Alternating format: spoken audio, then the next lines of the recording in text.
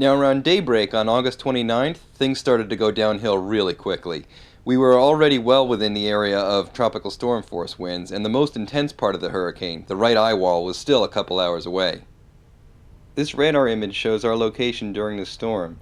The right eye wall is usually the most intense part of the hurricane because the wind is not slowed down by land interaction. Also, the storm surge is most severe here due to the onshore flow. As soon as it was light enough to film outside, we went down to the street level to have a look around. Holy cow! That's the pebbles!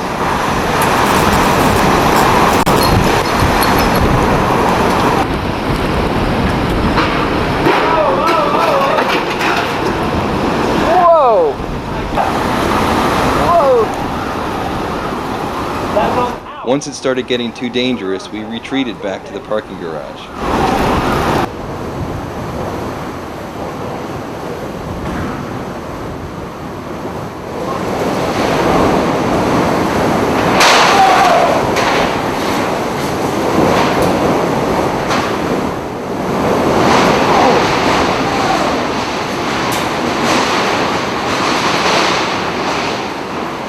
Jesus Christ!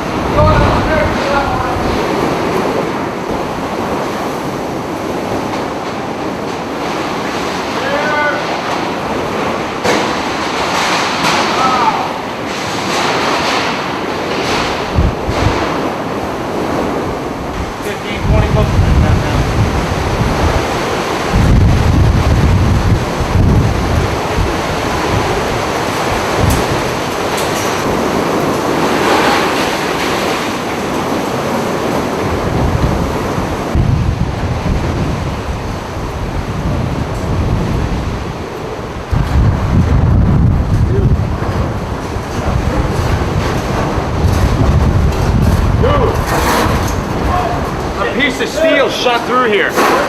As the eye wall got closer, it looked like a whiteout of wind and rain.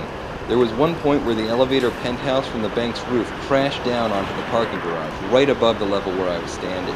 I could feel it when it hit. It shook the concrete slabs above me. In the video, you can hear where my sentence gets cut off abruptly, and this is where I was fully expecting that slab to come crashing down onto my head. At that time, I had the distinct thought running through my mind. So, this is how it ends. That's definitely the scariest moment of my entire chase career. Oh my God, the whole...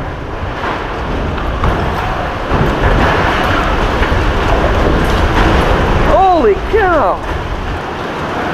That was the roof!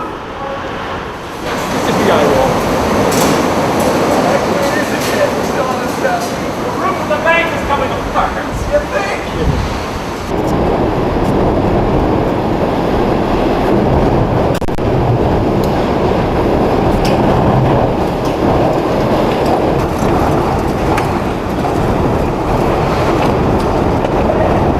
Oh my God, that whole building just went.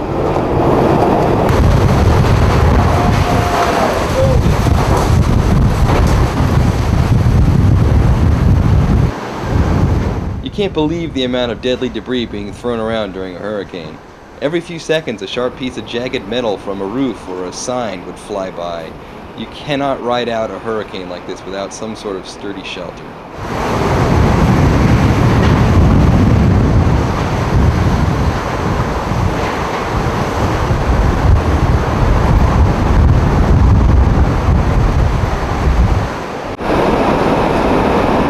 By 9 a.m., the water started coming into the building. We had about 3 feet in our parking garage, but just a few blocks away near the coast, a record-breaking storm surge of about 24 feet was destroying every building within 2 blocks of the shore. Luckily for us, the water never got much deeper than this, where we were.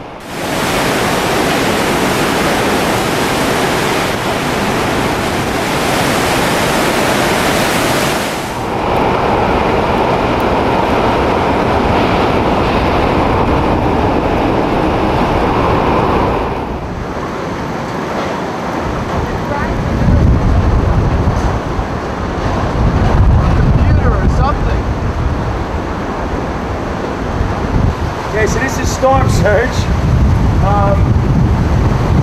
It's inundated our parking structure It kind of recedes pretty fast, but it's about 2 feet deep. It's not going to get any deeper than this, so we should be all right, but I got debris flying towards me, so I'm going to stop talking now. There was debris from everywhere. High-speed roofing gravel took out car windows. Office furniture from the bank was blown out of windows.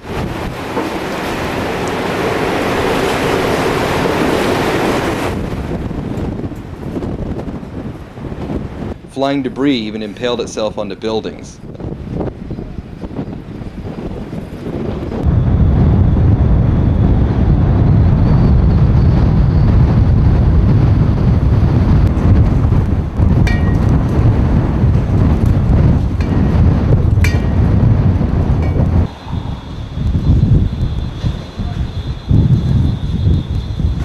The damage was incredible.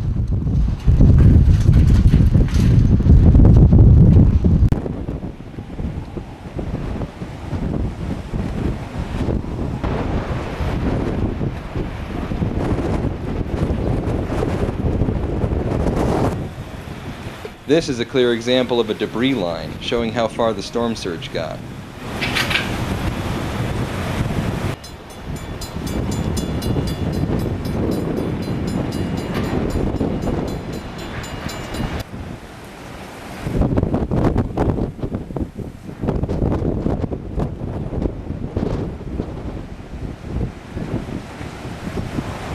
We were finally able to leave Gulfport, but for a while we had to drive on the wrong side of I-10 due to debris on the eastbound lanes.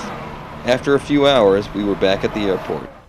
Hurricane Katrina stands as the costliest natural disaster in the history of the United States, with estimates of property damage over $100 billion across Mississippi and Louisiana. Even though the top wind speeds at landfall had decreased to 120 miles an hour, the majority of the damage was caused by a record-breaking storm surge of 24 to 28 feet. This surge destroyed most buildings along a 50-mile stretch of Mississippi's coastline. In some places, the surge flooded inland areas as much as 12 miles from the coast. Scott and I had a chance to return to the area about 2 months later to photograph the devastation.